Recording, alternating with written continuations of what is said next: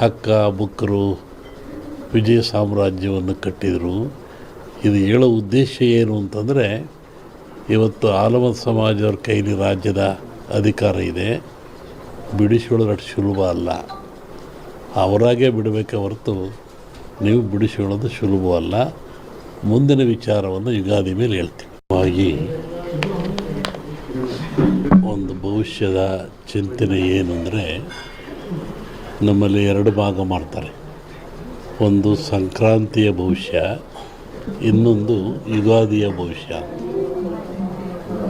ಸಂಕ್ರಾಂತಿಯ ಭವಿಷ್ಯ ರಾಜರಿಗೆ, ಮಹಾರಾಜರುಗಳಿಗೆ, ದೊಡ್ಡ ದೊಡ್ಡ ವ್ಯಾಪಾರಸ್ಥರಿಗೆ ಮತ್ತು ಅನೇಕ ಘಟನೆಗಳು ಬರುವಂಥದ್ದು ಸಂಕ್ರಾಂತಿ ಪುರುಷನ ಮೇಲೆ ಹೇಳುವಂಥದ್ದು. ಇದು ಯುಗಾದಿ ಮೇಲೆ ಬರುವಂಥದ್ದು ಯಾವುದು ಅಂದರೆ ಚಂದ್ರಮಾನ ಯುಗಾದಿ. ಚಂದ್ರನನ್ನು ಆಧಾರವಾಗಿರಿಸಿಕೊಂಡು ಮಳೆ, ಬೆಳೆ, ನಾಡಿನ ಸುಭಿಕ್ಷತೆ, ಆಗುಹೋಗುಗಳು, ರಾಜರು, ಆಳ್ವಿಕೆಗಳು, ಅವಘಡಗಳು, ದುಃಖ ದುಮ್ಮಾನಗಳು, ಸಂತೋಷಗಳು, ಇದ್ರ ಮೇಲೆ ಹೇಳುವಂಥದ್ದು ಯುಗಾದಿಯ ಸಂವತ್ಸರ ಫಲ ಅಂತ. ಇನ್ನೂ ಒಂದು ತಿಂಗಳು ಲೇಟ್ ಇದೆ ಯುಗಾದಿ. ಅದರಿಂದ ಆ ಫಲಗಳ ಹೇಳೋದು ಸ್ವಲ್ಪ ಕಷ್ಟ. ಈಗ ನೀವು ಕೇಳುವಂಥದ್ದು ಏನು ಅಂತಂದರೆ, ಮಳೆ ಬೆಳೆಗಳು, ಆರೋಗ್ಯ ಮುಖ್ಯವಾಗಿ.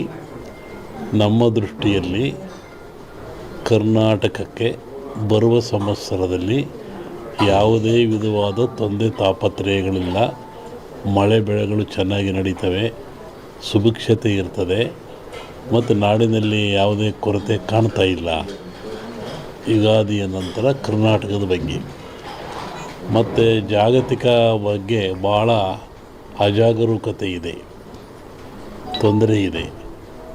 ಹೋದ ವರ್ಷಕ್ಕಿಂತಲೂ ಹೆಚ್ಚಿನ ಭೀಕರತೆ ಕಾಡುವ ಲಕ್ಷಣ ಇದೆ. ಅದನ್ನು ಯುಗಾದಿ ನಂತರ ಹೇಳ್ತೀನಿ. ಇತ್ತೀಚಿನ ದಿನಗಳಲ್ಲಿ ಎಲ್ಲರೂ ನೋಡಿದಂಗೆ ಭೂಕಂಪಗಳು ಹೆಚ್ಚಾಗ್ತಾ ಇದ್ದಾವೆ. ಇದನ್ನು ಒದರಿಸುವೇ ಹೇಳಿದ್ವಿ ನಾವು. ಇದನ್ನು ಭೂಕಂಪಗಳು, ಭೂಮಿ ಅಗಲತಕ್ಕಂಥದ್ದು, ಜನರಿಗೆ ಸಾವು ನೋವು ಆಗ್ತಕ್ಕಂಥದ್ದು, ಕಟ್ಟಡಗಳು ಬೀಳತಕ್ಕಂಥದ್ದು, ಇದು ಮುಂದುವರಿದ ಜೊತೆಗೆ ಭೂ ಸುನಾಮಿ, ಜಲ ಸುನಾಮಿ, ಬಾಹ್ಯ ಸುನಾಮಿ ಅಂತ. ಇಲ್ಲಿವರೆಗೂ ಬರೀ ಜಲ ಸುನಾಮಿ ಆಗ್ತಾಯಿತ್ತು. ಸಮುದ್ರದಲ್ಲಿ, ಸಾಗರದಲ್ಲಿ ಸುನಾಮಿ ಬಂದು ತೊಂದರೆ ಆಗ್ತಾಯಿತ್ತು. ಈ ಸತಿ ಭೂ ಸುನಾಮಿನೂ ಇದೆ. ಭೂಮಿ ಒಳಗೆ ಸುನಾಮಿಯಾಗಿ ಕಂದಗಾಗ್ಲಕ್ಷದ್ದು. ಜಲ ಸುನಾಮಿನೂ ಹೆಚ್ಚಿದೆ. ಬಾಹ್ಯ ಸುನಾಮಿ ಅಂತ ಬಾಹ್ಯಾಕಾಶದಲ್ಲೂ ಆ ತೊಂದರೆ ಆಗ್ತಕ್ಕಂಥ ಲಕ್ಷಣ ಇದೆ. ಅದನ್ನು ಯುಗಾದಿ ನಂತರ ಹೇಳ್ತೀನಿ. ನೀವು ಭಾಳ ಅಪೇಕ್ಷೆ ಪಡುವಂಥದ್ದು ರಾಜಕೀಯ. ಏನಾಗುತ್ತೆ, ಏನಾಗ್ತಾರೆ, ಎಂತ ಆಗ್ತಾರೆ ಅಂತ ಒಂದು ಸಾಂಪ್ರದಾಯಿಕವಾದ ಮಾತು. ಎಲ್ಲ ಧರ್ಮಗಳು ಇದ್ದಾವೆ, ಎಲ್ಲ ಸಮಾಜಗಳು ಇದ್ದಾವೆ, ಎಲ್ಲ ವರ್ಗದವರು, ದೈವದವರು ಈ ಭೂಮಿಯಲ್ಲಿ ವಾಸ ಮಾಡ್ತಾ ಇದ್ದಾರೆ. ಒಂದು ಸಮಾಜ ಪ್ರಾಚೀನ ಕಾಲದಿಂದಲೂ ಸಹಿತ ಹಾಲುಮತ ಸಮಾಜ ಅಂತ ಕರೀತಾರೆ. ಹಾಲುಮತ ಸಮಾಜ ಅಂದರೆ ಅವರು ಅಡವಿಯಲ್ಲಿದ್ದು ಕುರಿಗಳನ್ನು ಸಾಕಿಕೊಂಡು, ಕುರಿಯ ಇಕ್ಕೆಯಲ್ಲಿ ಲಿಂಗವನ್ನು ಕಂಡು ದೈವಾರಾಧನೆ ಮಾಡಿಕೊಂಡು ಬಂದಂಥ ಒಂದು ಸಮಾಜ. ಪ್ರಕೃತಿಯ ಮೇಲೆ, ಗಾಳಿಯ ಮೇಲೆ, ಭೂಮಿಯ ಮೇಲೆ ಅವರು ಅಡವಿಯಲ್ಲಿದ್ದ ಕಂಡದ್ದು, ತಿಳಿದದ್ದು, ನೋಡಿದ್ದು, ಅನುಭವಿಸಿದ್ದನ್ನು ಬಂತು. ಕನಕಾದಿಗಳು ಬಂದು, ವಿಷ ಬಂತು, ಎಲ್ಲರೂ ಹಂಚ್ಕೊಂಡ್ರು. ವಿಷವನ್ನು ಯಾರು ಹಂಚ್ಕೊಳ್ಳಿಲ್ಲ. ಆವಾಗ ಪರಮಾತ್ಮ ಕೊಡ್ದ. ಆವಾಗ ಅವನಿಗೆ ಯೋಚನೆ ಆಯಿತು, ಸಕಲ ಸಂಪತ್ತೆಲ್ಲ ಕೊಟ್ಟುಬಿಟ್ಟೆ ನಾನು, ಸಮುದ್ರದಲ್ಲಿ ವಿಷವೂ ಬಂದುಬಿಡ್ತು, ಇದನ್ನು ನಾನು ಕೊಡದೆ, ಇದರಿಂದ ಪಾರಾಗೋದು ಹೇಗೆ? ಬಹುಶಃ ಈ ವಿಷ ಈ ಜನರ ಮೇಲೆ ಹೋದರೆ ಏನಾಗ್ತಿತ್ತು, ಕಾರ್ಕೋಟ ವಿಷ. ಅದಕ್ಕೆ ಯೋಚನೆ ಮಾಡಿ ಈ ಧನ್ವಂತರಿಯನ್ನು ಕೊಟ್ಟ. ಈ ಧನ್ವಂತರಿ ಎಲ್ಲಿಂದ ಬಂತು ಅಂದರೆ ಸಮುದ್ರದಿಂದ, ನೀರಿನಿಂದ, ಸಾಗರದಿಂದ ಬಂತು. ಇದು ಆ ಒಂದು ದೇವತೆಯ ರೂಪದಲ್ಲಿ ಬಂತು.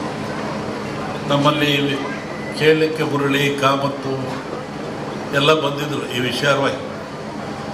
ಕೆಲವು ಸೂಚನೆಗಳನ್ನು ಹೇಳಿದ್ವಿ ನಾವು.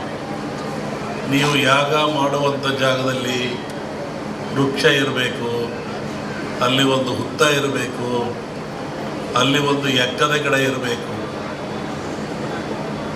ಮತ್ತು ಸಮುದ್ರ ಪೂಜೆಯನ್ನು ಮಾಡಬೇಕು. ಯಾಕೆಂದರೆ ಮೂಲ ಸಮುದ್ರವೇ ಮೂಲ. ಇದಕ್ಕೆ ಗಿಡ ವೃಕ್ಷ ಬಳ್ಳಿ ಇದಕ್ಕೆಲ್ಲ ಸಮುದ್ರವೇ ಮೂಲ, ಅಲ್ಲಿಂದ ತರಬೇಕು. ಹೀಗಾಗಿ ಈ ಒಂದು ಯಾಗ ಭಾಳ ಚೆನ್ನಾಗಿ ನಡೀತಾ ಇದೆ ಭೂಮಿ ಮೇಲೆ. ಅದರಲ್ಲೂ ಈ ಕರಾವಳಿ ನಡೆದಿದ್ರೆ ಅತ್ಯಂತ ಮನುಕುಲಕ್ಕೆ ಆದರ್ಶವಾಗಿರ್ತಕ್ಕಂಥದ್ದು, ಪ್ರಾಯಶ್ಯವಾಗಿರ್ತಕ್ಕಂಥದ್ದು, ದೀರ್ಘಾಯುಷ್ಯದ ಗುಟ್ಟನ್ನು ನಮ್ಮವರು ಕೊಟ್ಟಿದ್ದಾರೆ. ಪ್ರಕೃತಿಯ ಗುಟ್ಟನ್ನು ಭೇದಿಸ್ತಕ್ಕಂಥ ಅಟ್ಟ ಇನ್ನೇನು ಇಲ್ಲ, ಪ್ರಕೃತಿ ಎಲ್ಲ ಕೊಟ್ಟುಬಿಟ್ಟಿದೆ. ಅದರ ಗುಟ್ಟನ್ನು ಭೇದಿಸಿ ಮನುಷ್ಯ ಉಪಯೋಗ ಪಡಿತಕ್ಕಂಥದ್ದು, ಆರೋಗ್ಯವಂತನಾಗ್ತಕ್ಕಂಥದ್ದು.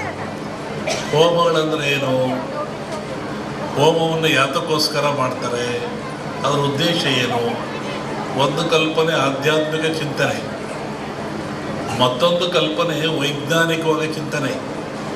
ನಾವು ಏನೇ ಮಾಡಿದರೂ, ಯಾವ ಕೆಲಸ ಮಾಡಿದ್ರು, ಯಾವ ಧರ್ಮ ಸಹಿತ ಅದು ವಿಜ್ಞಾನಕ್ಕೆ ಒಳಪಡಬೇಕು.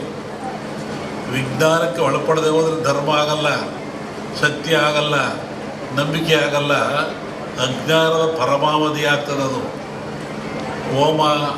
ಹೋಮದಲ್ಲಿ ಏನಿರ್ತದೆ? ವನಸ್ಪತಿಗಳನ್ನು ಹಾಕ್ತಾರೆ, ಆಜ್ಯವನ್ನು ಹಾಕ್ತಾರೆ, ಅಗ್ನಿಯನ್ನು ಕೊಡ್ತಾರೆ. ಈ ಗಿಡಮೂಲಿಕೆಗಳು ಅಂತ ಹೇಳಿದ್ರು ನಾನು. ಈ ವನಸ್ಪತಿಗಳಿಂದ ಅಗ್ನಿಗೆ ಹಾಕಿ ಹೋಮ ಆಜ್ಯ ಸುರಿಯೋದ್ರಿಂದ ನಮ್ಮ ನಂಬಿಕೆ ಅಗ್ನಿ ದೇವತೆಗಳ ಮುಖ, ಅಲ್ಲಿ ಔಷಭಾಗ್ಯವನ್ನು ಕೊಡೋದ್ರಿಂದ ದೇವತೆಗಳಿಗೆ ತಲುಪ್ತದೆ. ಆವಾಗ ನಾಡು ಸಮೃದ್ಧಿಯಾಗಿರ್ತದೆ, ರೋಗ ರುಜಿನ ದೂರವಾಗ್ತದೆ. ಒಂದಾದರೆ ಅಗ್ನಿಯನ್ನು ಆರಾಧನೆ ಮಾಡಿದವರು ಯಾರು? ಇದು ಒಂದು ಪ್ರಶ್ನೆ. ಅಗ್ನಿಹೋತ್ರಿಗಳು ಅಂತಿದ್ದಾರೆ, ಅವರು ನಿತ್ಯವೂ ಅಗ್ನಿ ಆರಾಧನೆ ಮಾಡಿ ಪೂಜೆಗಳನ್ನು ಮಾಡ್ತಾರೆ. ಅದು ಒಗ್ಗದ ಭಾಗದಲ್ಲಿರಲಿ. ಜಗತ್ತಿನ ಯಾವ ಸಮಾಜ ಇರಲಿ, ಯಾವ ಜನ ಇರಲಿ, ಯಾವ ಕುಲ ಇರಲಿ, ಯಾವ ಪಂಥ ಇರಲಿ, ಅಗ್ನಿಯನ್ನು ಆರಾಧನೆ ಮಾಡದಿರೋರು ಯಾರು? ದೀಪ ಹಚ್ತೀರ ನೀವು ಮನೇಲಿ, ಅದೇನು? ಅಗ್ನಿ.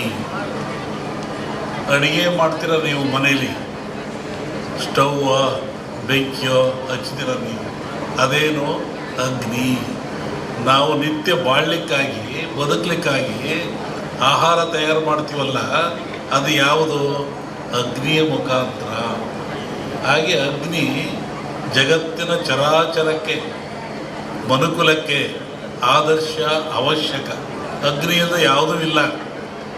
ಧಾರ್ಮಿಕವನಾಗಿ ಅಗ್ನಿಗೆ ಅವಶ್ಯವನ್ನು ಕೊಡ್ತೀವಿ ಅಂತ ಹೇಳೋದು ಬಂದಾದರೆ ಅದನ್ನು ವಿರೋಧ ಮಾಡೋದು ಒಳ್ಳೆಯ